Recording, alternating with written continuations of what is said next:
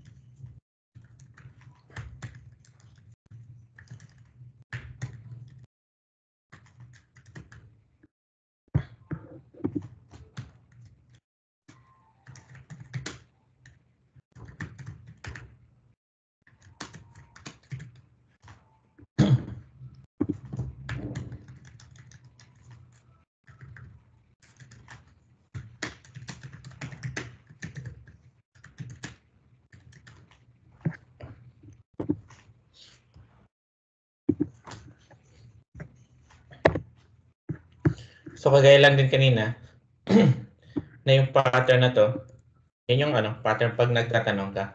Pag sasagot ka naman, ito naman yung susundan mo. Pag sasagot ka, no? Then yung gamit ng pattern na yan.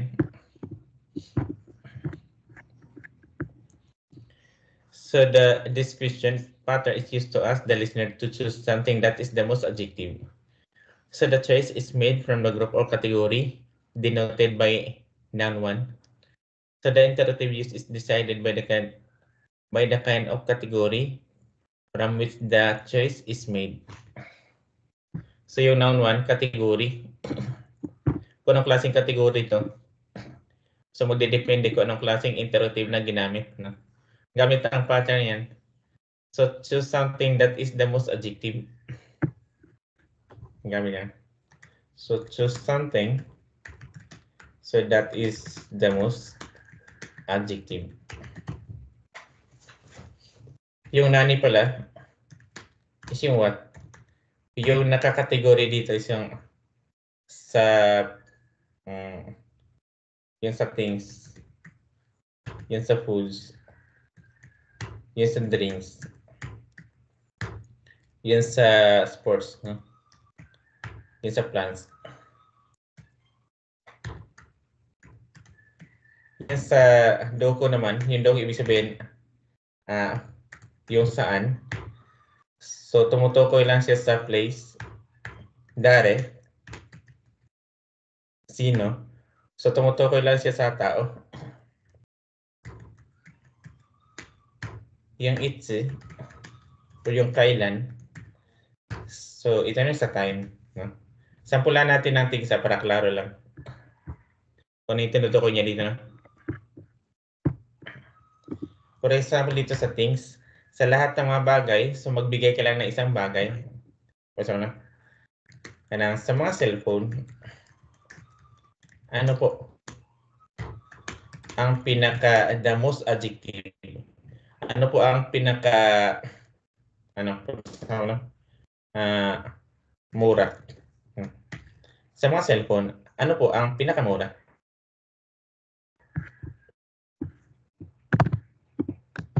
Yung yung noun 1 na yung cellphone, kita din ba?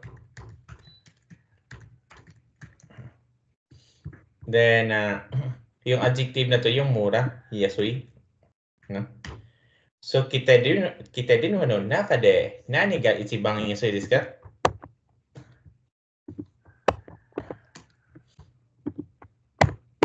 So ano yung pinakamura ng cellphone dito? For example, yung Vivo ng Vivo. Yung alam ko na cellphone, Vivo. So Vivo po, ang pinaka mura. Yung pala, yung nunaka pala, so optional, pwede mo siyang tanggalin. Kahit ito na lang. Yan.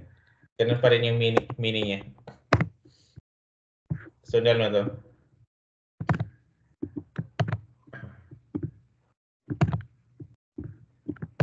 Then kung yung adjective dito na ginamit, no? Doon sa tanong, yun din yung adjective na ilalagay mo dyan sa sagot. So Vivo ga ichibang yusui desu. Yun sa foods naman, ang daming bagay, no? In-example ko lang yung yung cellphone. Yun sa foods naman, lahat ng kinakain. Junk foods, gulay, prutas, karne. So kung ano yung kumakain na yan, mga pagkain na yan. So for example, no? Sa mga prutas, ano po ang pinaka gusto mo? So kodamono de so nani ga ichiban suki desu ka?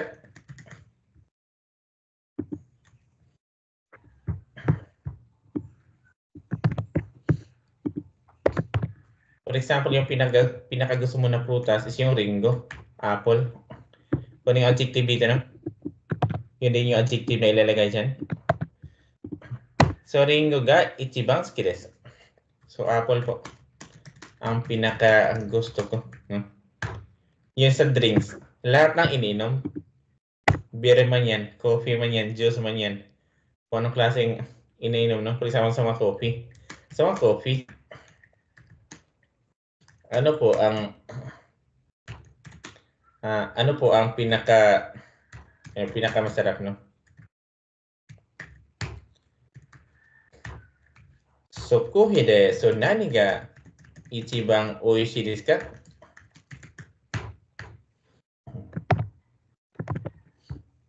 So, for example, yung pinaka masarap, no? Na kape. Ano yung pinaka masarap na kape dito? Magbigay ka lang ng isang pangalan ng kape, no? Kung yung adjective dito, yan. Hindi ilalagay dyan. Magbigay ka lang ng isang pangalan ng kape. Ano yung pangalan ng kape dito? So, ito lang. Kopi ko na lang. So, kopi ko ga ichibang oishii desu. So, kopi ko po ang pinaka masarap. Kasi mura na. So, creamy pa yung kopi ko. Yung sports naman, kung mo na. Sa mga sports, ano po ang pinaka-interesting? So, supposo de, so nani ga ichiban omoshiroi desu ka? For example, basketball po. So, basketball ga, so ichiban omoshiroi desu na. So, basketball po ang pinaka-interesting. No? Yan sa plants. Sa mga bulaklak. So, ano po ang pinaka-maganda? So, hana de, so nani ga, so ichiban, so kirei desu ka?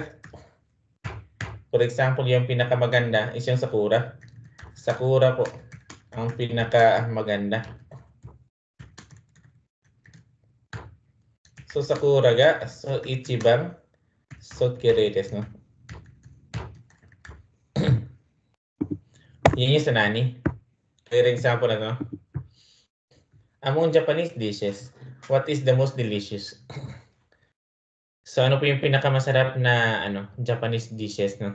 Among Japanese dishes, ano yung pinakamasarap na ulam? So, tempura ga ichibang oishii desu. So, tempura po ang pinakamasarap, no? So, dito tayo sa doko. Yung tumutukoy sa place. For example, no? So, Philippine de. So, doko ga ichibang yomi desu ka? Sa Pilipinas, ganyan na. Saan po sa Pilipinas ang lugar na pinakasikat?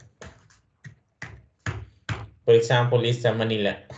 Manila po ang pinakasikat. So, Manila ga, so ichibang, so yomi desu. An example lang. In Europe, saan po sa Europe yung lugar na pinaka-the best? Ano po? Switzerland po. Ang pinaka-the best, no? Pwede rin ganito. Saan po sa Pilipinas ang beach na pinakamaganda?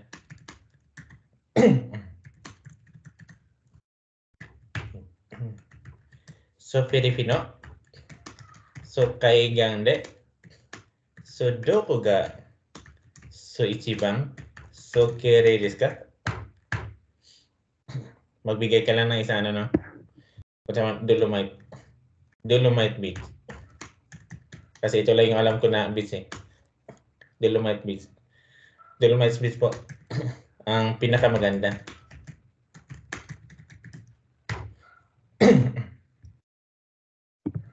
So nakaganyan siya. Nga, then ichiban. So kirei desu no. So yun yung sa doko. Yun sa dare. Kasama na. Kurasumito de. So dare ga ichiban kirei desu ka? Sino po sa classmate natin ang pinakamaganda? Parang ganito lang. Tasuko de, dari ga ichiban sigatakai desu ka? Sa family mo, sino po yung pinakamatangkad? So, yung younger brother ko po. Ototo ga ichiban sigatakai desu, no? So, ganun din, no? Si Miss Karina po ang pinakamaganda. So, Karina Sanga, so ichiban, so kirei desu, no? Isang example pa sa person. Sa mga teachers, sino po yung stricto? So, sensei de, so dari ga ichiban, so kibishi desu ka? Si Mr. Tanaka po ang pinaka-stricto.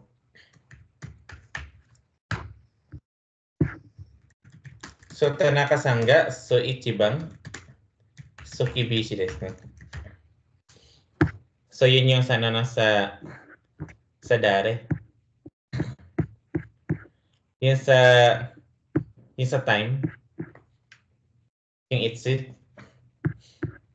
Pulisama na. So, ishokan de, so itsu ga so ichiban, so isogashi desu ka? Sa loob ng isang linggo, anong araw po yung busy ka? Kailan yung araw or anong araw? Sa loob ng isang linggo, anong araw po yung busy ka? Pinaka-busy ka, no? So for example, no? Sabado po. Ang araw na busy ako, no? So do you ga so ichiban so isogashi desu, no? Pag example na to sa time. So ichinen de itsu ga ichiban samui desu ka? Sa loob ng isang taon. So anong buwan po yung yung pinakamalamig na panahon? When is the coldest time of the year? So nikagetsu ga ichiban samui desu. February po. Yung pinakamalamig sa loob ng isang taon. So ganun din, no? Sa loob ng isang linggo, kailan yung araw na pinaka-busy ka? So Sabado po. Pwede din yung ganito, no? Yun, no? Yasumi de, so itsu ga so ichiban, yung ski na lang. Ski desu ka? Sa mga holidays. So kailan po sa mga holidays, Ano po ang pinakagusto mo? Pinakagusto mo. Hey. Kasi ang daming ano eh. Ang daming holidays. For example, no? So Christmas po. Ang holiday na pinaka gusto ko. So isa dito sa tinutukoy na oras ay yung ano, yung sa holidays. So hindi lang ganito, no? Basta something ang tumutukoy sa oras. So Christmas. Christmas ga so ichiban suki desu. So Christmas po ang pinakagusto ko. So yun yung ano din sa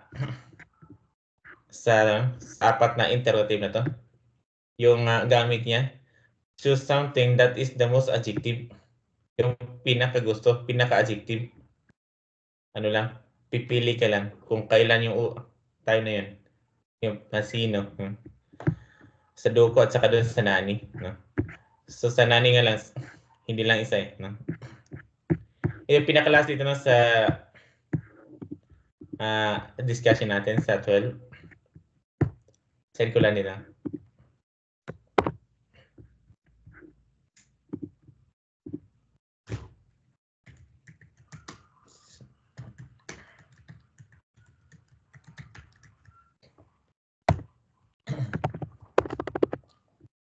So, yung assignment na pwede mo siyang ipasa sa kahit sa Lunes ano.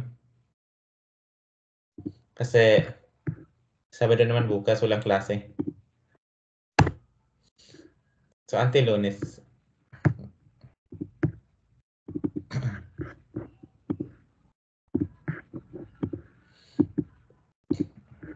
Yeah.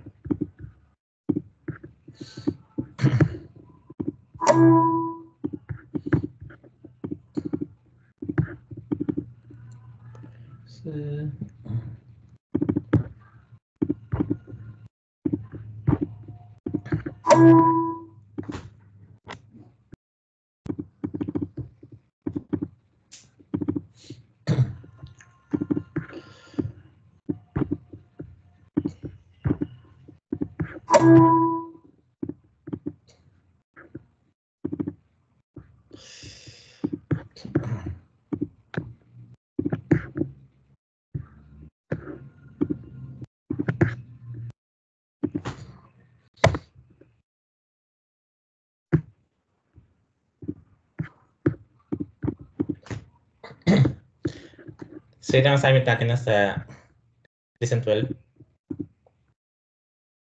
Yung 1, yung pinakaunang pinaliwanag ko kanina. Yung sa past tense of noun sentences, adjective and adjective sentences. Ilagay mo lang yung 4. Yung present positive, present negative, past positive, at saka past negative. Ikumpleto mo lang siya. No? Yan sa nibang, sa replyan mo lang. Andun na yung sagot, no? Dapat iye lahat. So, replyan mo lang siya. Yan sa sangbang, so lagyan mo lang siya ng particle. So, walang X na dito, no? So, lahat may particle, wala ng X. Hindi kagaya dun sa lesson 10. Yung sa Yongbang, so lahat ng naka-close bracket dito is i-past tense mo lang siya. Kasi ito yung buong ginawa niya kahapon. So, ngayon, yung ginawa niya kahapon, pumunta sa Kyoto na miesta. So, i-past tense mo lang siya lahat. Yan sa Gubang. So, lagyan mo lang siya ng, ng interrogative. Yan sa Gubang. Yan sa Rokubang. Parang sa parang sa lesson 10 lang. Yan lang, i-complete mo lang siya. Dagdagan mo lang kung ano yung kulang. No? Tingnan mo lang no, kung anong pattern yung ginamit. Yan sa nanabang, so replyan mo lang siya. So, anata no ochi kara yubingkyu koto, gin koto, dochira ga chikai desu ka? Alin daw sa dalawa ang mas malapit sa bahay mo? Post office ba o yung bangko? O kisetsu de itsu ga ichiban suki desu ka? Dun sa 4 na season sa Japan, alin po dun yung pinaka gusto mo? Yung spring, summer, autumn, fall, pati yung winter. So alin dun sa 4 yung pinaka gusto mo? Yan sa Sambang. So kinonoten kiwa do deshita ka? So kumusta yung panahon kahapon? Okinawa, yasumi deshita ka? Nag-rest day ka ba kahapon? So nihon to anata no kuni to dochira ga oki desu ka? So alin daw sa dalawa ang mas malaki na bansa? Yung Japan ba o yung bansa mo? So ibig sabihin ng tanong na to, no?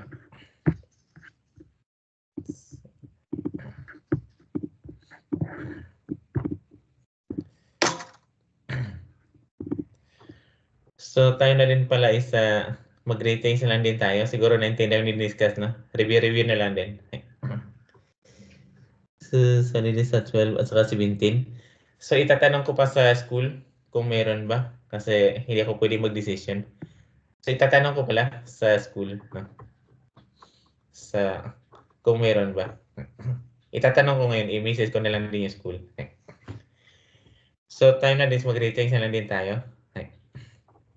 So do mo arigatou gozaimasu. O tsukaresama deshita.